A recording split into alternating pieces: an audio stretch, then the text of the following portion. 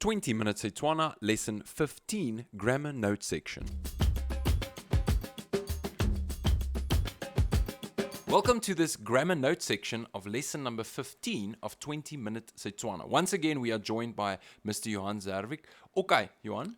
Geteng Tian wena o kae? Geteng. O amogele segile. Ke a leboga. You're very welcome. And we were just talking before this lesson about the difference between I can do something and I know how to do something. So maybe you can explain to the listeners a bit. Let's use the I know how to do something first. The first one is I know how to ki itse. Okay. Ki itse go kwala. I know how to write.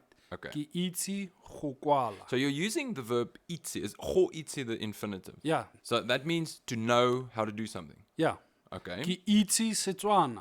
I know Setswana. I know. Oh, so you can use it you as... use it together with a noun, Okay. or you can use it together with an infinitive verb. Okay. Ki itse go kwala. Ki itse go bala. All right. Ki itse go bua Setswana. So Okay.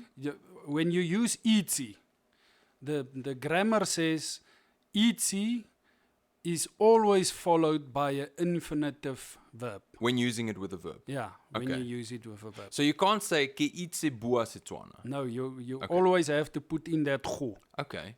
Well, actually, if you translate it back to English, it makes sense because that go means to speak. Yeah. So it's not so hard to get a grip on that. Now, what is the difference between saying ke itse go bua Setswana and ke ka bua Setswana?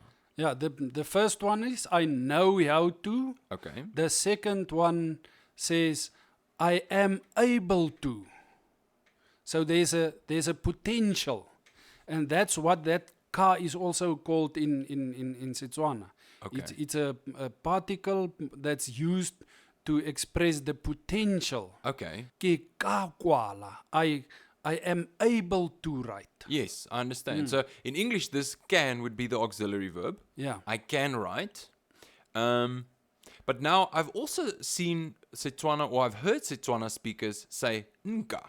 Yeah, when you say na, I is na in Setswana. Oh, that's the... So if you use pronoun. it together with this potential speech, Yes. you say na ki ka. Okay. So then it flows together to become only nka. Which is spelled N-K-A. N-K-A, yes. Nka. Mm. Okay. Nka kwala. Okay. Nka bua Setswana. So it's a shortened form of these three words. You have the pronoun, which is na. Yes. You have ke, which is the subject morpheme. Yes, 100%. And you have the auxiliary verb, which is ka. Yeah. And it And becomes then the nka. verb. Yeah, nka. Okay. Much easier to say. Yeah, but if you say the long one, it won't be a problem or a Yes. mistake. But to shorten it, it's better. Okay. Now, this ka, we can also then ask questions to one another. I can ask you, for instance, can you, a oka, Yeah. I put that a, the interrogative particle, in front of the sentence, a oka bua Setswana. Yes, that's correct. Okay, so can you, or can you help me? How would I say that? Can you help me? Can you help me? A oka ntusa. You see, help me. Okay. That's another thing also, because you've got the subject and the object. That's right. Can you help me? Okay. So you replace that me with a concord. Okay, is that the object concord? Yeah. Okay. So you have an object concord, and that always comes in front of a verb. This concludes part 1 of the grammar note section.